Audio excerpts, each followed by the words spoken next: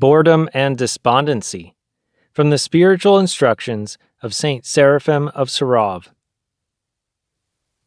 An inseparable companion of the spirit of sorrow is boredom. It attacks a monk, as the fathers have observed, at about midday, and it produces in him such a terrible restlessness that both the place where he lives and the brothers who live with him become unbearable to him. And during the reading there is aroused in him a kind of disgust, repeated yawning, and great hunger. Once the belly has been satisfied, the demon of boredom insinuates into the monk the idea of going out of his cell and talking to someone, suggesting that the only way of saving oneself from boredom is by constantly conversing with others. And the monk who is vanquished by boredom is like desert tumbleweed that now stops for a moment and now is again at the mercy of the wind. He is like a wisp of cloud pursued by the wind.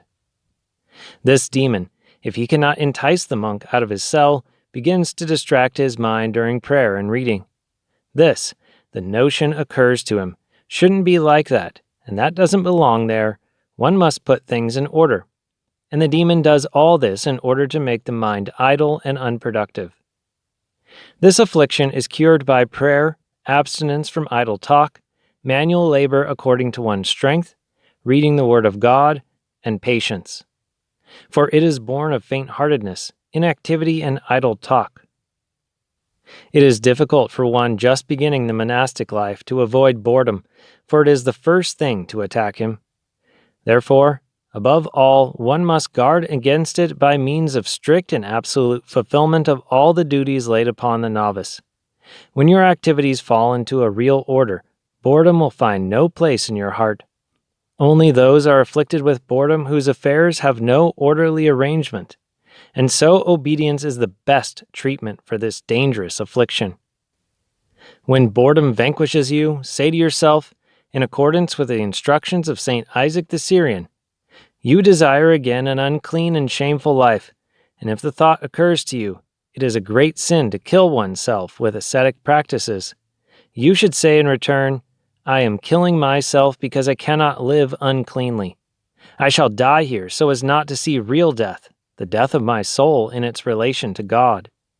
It is better for me to die here in purity than to live an evil life in the world. I have preferred such a death to my sins. I am killing myself because I have sinned against God, and I will no longer anger Him. What is life to me apart from God? This affliction I will bear, so as not to be deprived of the hope of heaven. Why should God care for my life if I live evilly and anger Him? Boredom is one thing, and the anguish of spirit that is called despondency is quite another. It sometimes happens that a man is in such a spiritual state that it seems to him that it would be easier to be annihilated, or to be totally without consciousness or feeling, than to remain any longer in this immeasurably painful state. One must come out of it quickly. Guard yourself against the spirit of despondency, for from it comes every kind of evil. There is a natural despondency, St. Barsanuphius teaches, caused by weakness, and there is a despondency caused by a demon. They may be distinguished thus. Diabolical despondency comes before the time when one must give oneself some rest, or when someone proposes to do something. Before he can finish a third or a fourth of it, the demon forces him to leave the work and stand up. In such a case, one should not listen to him, but should offer a prayer and patiently continue to sit and work. And the enemy, seeing that the man offers a prayer because of this, withdraws, since he does not wish to give an occasion for prayer. When it pleases God, says Isaac the Syrian, to plunge a man into greater afflictions, He permits him to fall into the hands of faint-heartedness. The latter produces in him a strong force of despondency, in which he experiences a straightness of soul, and this is a foretaste of hell.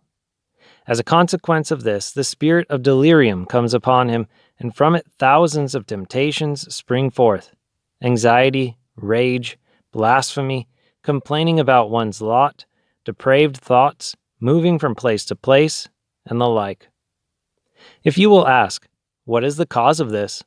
Then I will tell you, your negligence, because you did not take the trouble to seek a cure for them.